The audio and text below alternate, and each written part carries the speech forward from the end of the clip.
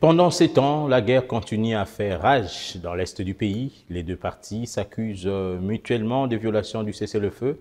C'est le moment choisi par le Kenya pour nommer un consul général à Goma, chose intolérable pour Kinshasa, qui voit en cette action du Kenya la crédibilisation de la rébellion. L'éclairage fait par le Kenya est loin de convaincre Kinshasa, qui est toujours sous ses gardes. La décision du président kenyan William Ruto de nommer le 14 août 2025 Judy Kiaran Koumiri au poste de consul général à Goma a surpris et suscité de vives interrogations. En apparence administrative, cette démarche revêt en réalité une forte charge symbolique et diplomatique. Elle intervient dans un contexte de tensions régionales, alors que la ville de Goma, capitale du Nord Kivu, reste sous occupation du M23 AFC, un mouvement soutenu par Kigali selon de nombreux rapports onusiens. C'est une attitude irresponsable, étant donné que pour nous estimons que le fait de nommer ou d'envoyer un représentant de leur pays à Goma voudrait tout simplement démontrer, voudrait tout simplement dire que le Kenya reconnaît de manière implicite la rébellion, l'AFC ou l'occupation AFC M23 avec le RDF.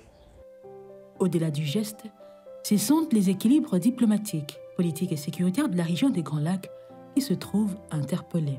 Traditionnellement, la création d'une mission consulaire vise à protéger les ressortissants, à faciliter les échanges et à renforcer la coopération bilatérale. Mais dans le cas des Goma, la portée dépasse ces considérations pratiques. Nous nous étonnons à la même occasion de constater que le Kenya, qui s'est fait passer pour un médiateur avec le processus de Nairobi, prend l'audace de reconnaître, comme je le disais, cette rébellion ou cette occupation. Parce que le fait de nommer quelqu'un comme représentant dans cette ville, cela veut tout simplement démontrer qu'ils sont d'accord avec l'agression rwandaise que nous subissons. En l'absence de contrôle effectif de Kinshasa, l'annonce kenyane pourrait être perçue comme une reconnaissance implicite de l'autorité de forces rebelles. Selon la Convention de Vienne sur les relations consulaires de 1963, toute nomination des consuls requiert l'accord préalable de l'État hôte, la délivrance d'un exéquatur par le ministère des Affaires étrangères de ces pays. Sans ces formalités, une mission consulaire ne peut être légalement installée. C'est sur cette base que Kinshasa rappelle qu'aucune procédure officielle n'a encore été engagée par Nairobi. Il ne faut pas oublier que nous évoluons dans un contexte où l'attitude du gouvernement kényan par rapport à la crise à l'est de la RDC soulève des questions. Premièrement, c'est dans ces contextes-là que cette communication du palais présidentiel est sortie, qui pour nous a bien évidemment ressemblé à une provocation, parce que personne n'ignore la situation dans laquelle se trouve Goma aujourd'hui. Les relations entre Kinshasa et Nairobi se sont dégradées ces dernières années. Le président Félix Tshisekedi a publiquement dénoncé la gestion jugée biaisée du processus de Nairobi, au point de boycotter un sommet régional convoqué par Ruto en janvier 2025.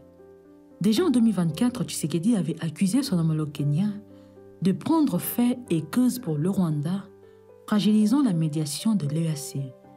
Cette méfiance rend l'acte de nomination encore plus explosif, puisqu'il alimente le soupçon d'un alignement tacite de Nairobi sur Kigali. Plusieurs hypothèses circulent sur les intentions de William Ruto. Le réalisme économique, sécuriser les intérêts commerciaux kenyans dans l'est de la RDC, zone clé pour les routes reliant le port de Mombasa.